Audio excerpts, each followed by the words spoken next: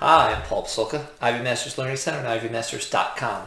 And today we're going to look at Test 7, Section 1, Number 8, which reads, in describing the relationship between Epi and Silas, the narrator draws a connection between Epi's, and notice it's between Epi's what and Silas's what. That's what each of the answer choices are saying. And what we notice also is that there's a paired question. It's paired with number 9. So as we're reading, we've got to make sure it's talking about Epi and Silas. A lot of times you could eliminate half of the answer choices because it's not talking about the intended parties. So if it asks for the author, make sure it's talking about the author. It's talking about Epi and Silas here. Let's look at lines 1 to 9. And when we get to 1 to 9, we have, unlike the gold which needed nothing and must be worshipped in close-locked solitude, which was hidden away from daylight, deaf to the song of birds, and started to know human tones. So far, it's talking about the gold. And then it goes on, Epi was a creature of endless claims and ever-growing desires, seeking and loving sunshine and living sounds, living movements, making trial of everything with new trust and joy, stirring in the human kindness in all eyes that looked on her. It looks like it's talking about the relationship between the gold and Epi, not Epi and Silas. So it looks like answer choice A is not going to be the correct answer for this one. Now, notice you could be flexible here. Sometimes you do the number 8 type question first. Sometimes you do the number 9 type question first. We could eliminate anything that's not talking about Epi and Silas and see what we have left. 30 to 41.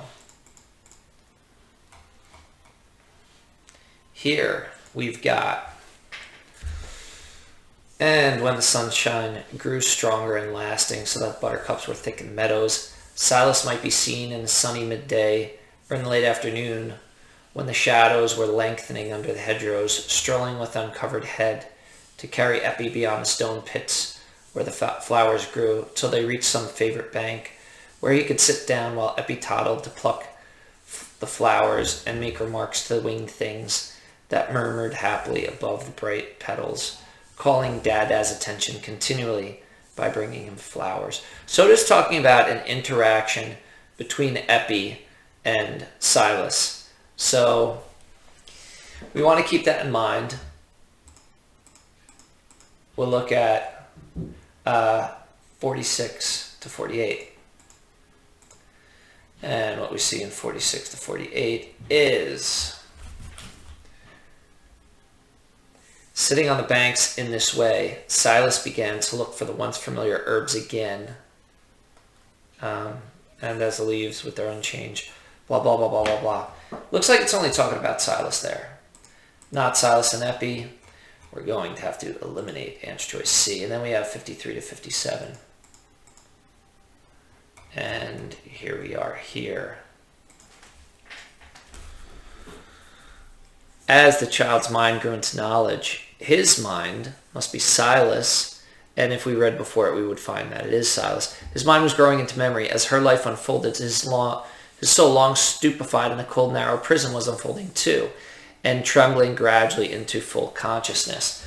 So that certainly looks like it's talking about what's going on with Epi and Silas. It uses the pronoun he, but it is talking once again about Silas. So we're left with 2 answer choices for number 9. And now let's see what matches number 8. So it's what connections being drawn. Answer choice A, physical vulnerability. Epi's physical vulnerability and Silas's emotional fragility.